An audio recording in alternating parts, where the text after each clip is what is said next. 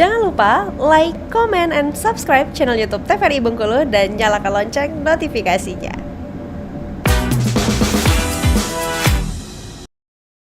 Balik lagi di Opini Obrolan Pas di sini. Nah, pemirsa masih bersama dengan Mbak Nia di sini, tapi bukan Nia Ramadhani. Harus disonding dulu ya. Karena yang ini bisa buka salak ya. Apa? Bisa dong. Bisa dong. Langsung membesar bola mata ya pemirsa. Nah, Mbak tadi kan Mbak sempat bilang tuh kalau misalnya produk skincare lebih selektif lagi karena mau ngambil produk yang benar-benar dipakai. Benar. Ada prosesnya juga, ada cocok nggak cocoknya juga. Itu gimana sih prosesnya? Berarti untuk meyakinkan para penontonnya itu nanti harus dicoba sendiri. Pernah nggak kalau nggak cocok? Pernah dong. Kalau nggak cocok, kan kita nggak mungkin take down videonya ya. Nah itu. Jadi sebenarnya kan itu kan nggak cocok di aku, belum tentu nggak cocok di orang lain kayak gitu. Jadi biasanya kalau skincare atau kosmetik yang punya beberapa varian, mungkin aku bakal ngasih tahu yang favorit aku yang mana gitu. Oh, itu kuncinya ya. Jadi kita tanpa menjatuhkan produk tersebut, kita kasih tahu aja produk yang favoritnya yang mana kayak gitu. Jadi apalagi kayak serangkaian skincare, misalnya ada beberapa kayak toner, day cream tuh mungkin kita cuma nyamannya di facial wash-nya aja. Jadi ya udah cuma di highlight yang disorot itu facial wash-nya. Tapi tetap diliatin gitu yang lain-lainnya ada apa aja gitu ya. Cuman yang agak susah itu serum sih biasanya. Iya, karena kan lama ya. Berarti ada trial produk dulu? Iya, jadi beberapa brand itu kalau yang nawarin kerjasama, aku yang negosiasi gitu. Jadi boleh nggak aku coba dulu selama 1 bulan kayak gitu. Tapi biasanya yang udah biasa dipakai atau yang pernah dipakai, kalau menurut aku bagus ya langsung langsung terima. Langsung aja gitu ya. Enak juga ya kalau produk pakaian sendiri. Artinya nggak usah ngeluarin budget skincare lagi. Iya benar. Jadi pas mereka kirim produk bisa langsung tag video. Oh iya, bisa langsung tag video. Berarti sejauh ini skincare aman per bulanan, Mbak? Kalau skincare aku nggak bisa pastiin per bulan ini ya, cuman kadang 2 bulan sekali, karena kan udah beralih. Iya. Jadi mungkin orang udah lihat kayak ini lebih ke promosi F&B sama travel kayak gitu. Cuman emang ada beberapa yang Kak bisa nggak diselipin kayak gitu, misalnya lagi vlog ke hotel kayak gitu kan, diselipin aja kayak gitu. Terus kayak Ramadan kemarin misalnya siap-siap mau bukber kayak gitu. Jadi lebih ke soft selling sih. Kalau awal-awal 2021 itu kan udah mulai fokus skincare, itu yang hard selling kayak jadi aku pakai ini kayak gitu. Jadi benar-benar sekarang tuh udah bergeser kayak gitu. Kiblatnya udah beda. Udah beda. Jadi lebih ke soft selling. Oh begitu, oke. Nah ini seru banget ya, maksudnya bisa jalan-jalan, sambil nongki, walaupun tetap ya ada bebannya sendiri, cuma ya tetap seru begitu. Nah menurut Mbak sendiri sejauh ini dunia content creator tuh seseru apa sih? Biar kita mengundang minat para pemirsa, siapa tahu nih. Kalau menurut aku di dunia content creator ini serunya tuh seru yang tidak bisa dideskripsikan. Oke. Karena justru aku belajar sih selama menjadi content creator ini, aku belajar untuk mengatur waktu. Yang misalnya dulu mager-mageran, kayak nggak punya target tiap hari. Jadi sekarang tuh kayak udah punya jadwal tuh enak ya Mbak ya, kayak oke, hari ini abis ngajar mau kemana kayak gitu, terus ngeditnya kapan kayak gitu. Walaupun terkesan berat, cuman seru banget sih. Terus apalagi mengatur keuangan juga, mengatur keuangan. Jadi mengatur waktu, mengatur keuangan, terus meningkatkan kepercayaan diri juga. Jadi kalau misalkan ditanya gimana caranya pede, sebenarnya seiring berjalannya waktu, kalau kita terus-menerus coba lebih pede, itu bakal bukan lagi menjadi sebuah tekanan, tapi kayak ya udah enjoy aja, ngalir aja kayak gitu. gitu. Mungkin agak berat tuh ketika awal-awal mulainya doang kali benar. ya. Ketika udah jalanin, udah bertahun-tahun seperti Mbak, itu udah enjoy nanti. Jadi, walaupun kadang beberapa momen itu kayak lagi nggak fit kan, justru lagi nggak fit itu menurunkan kepercayaan diri. Kayak gitu, karena kan mungkin kurang fresh, mukanya kurang fresh di kamera kayak gitu, terus kayak gesturnya kurang semangat kayak gitu, ya. Kayak justru lemes banget. Benar, justru yang bikin nggak pede itu internal dari diri kita sendiri kayak gitu. Ya nggak bisa kita kontrol ya. Benar. Oke. Pernah tuh berarti lagi sakit tetap tag? Pernah dong. Gimana itu? Ya. Setelah itu ngedit lagi? Iya. Iya kan? Iya. Apalagi pas puasa kemarin kan kayak flu, batuk gitu. Jadi harus tetap ya gimana caranya deh. Pokoknya dimaksimalkan aja. Jadi tetap profesional aja. Iya, harus tetap profesional. Karena kalau udah lihat uangnya baru. Jadi balik lagi gitu ya. Jadi penyemangatnya itu. Tapi pernah jenuh nggak sih Mbak menjadi seorang content creator? Sejauh ini nggak sih. Nggak pernah ya? Karena seseru itu dan secuan itu. Amin ya Allah. Karena nggak monoton Mbak, apa yang kita kerjain tuh nggak monoton kan. Dia jadi juga seru-seru aja, seru-seru gitu aja. ya. Dan apalagi kalau ada teman yang ngedukung, yang saling bantuin itu tuh lebih semangat.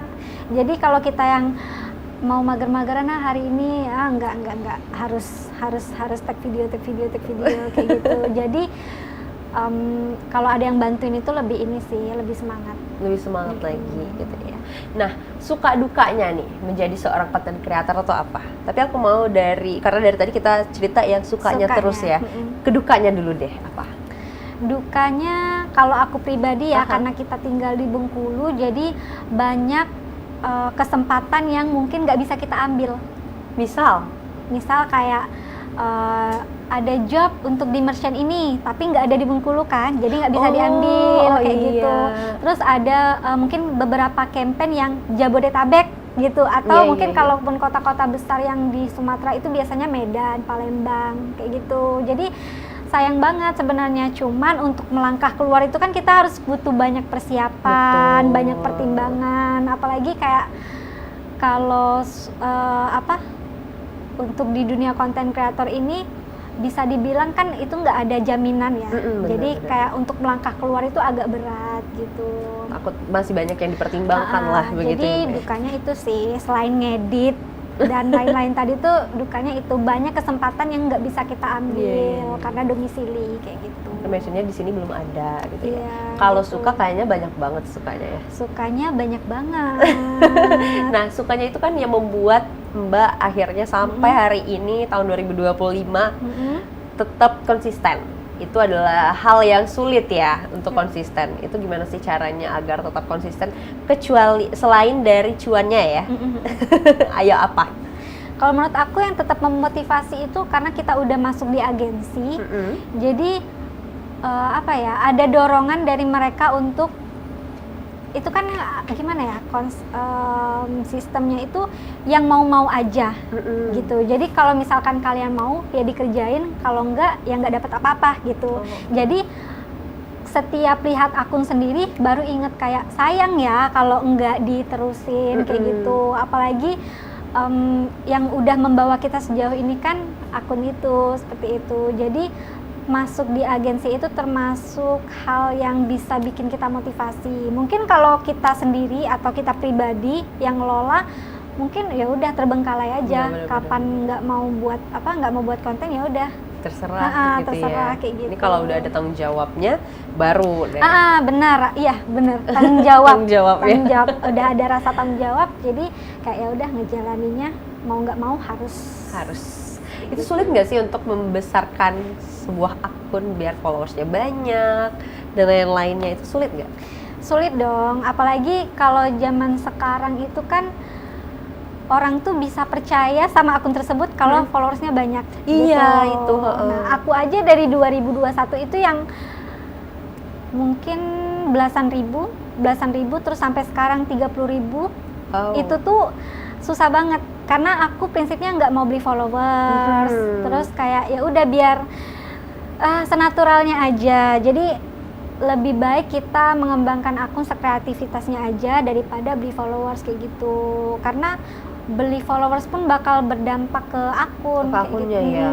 Di samping itu akan dihujat mungkin sama teman-teman biasanya. Beli ya akunnya teman-teman biasanya. Makanya sampai sekarang Instagram aku tuh kan nggak naik-naik Mbak ya. Jadi karena Mbak nggak fokusnya di Instagram ya. Karena aku nggak fokus di Instagram. Jadi cuma lokal bisnis aja di Instagram.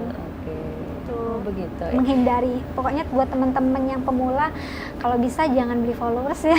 Jangan beli followers, bisa nggak disayangkan. Iya. Karena takut lebih mudah ke hack ya akunnya ya katanya. Iya, pokoknya beresiko deh. Iya, besar resiko. Jadi kan sayang tuh, karya-karyanya udah banyak, tiba-tiba akunnya ke-ban ya. Followers naik turun itu biasa.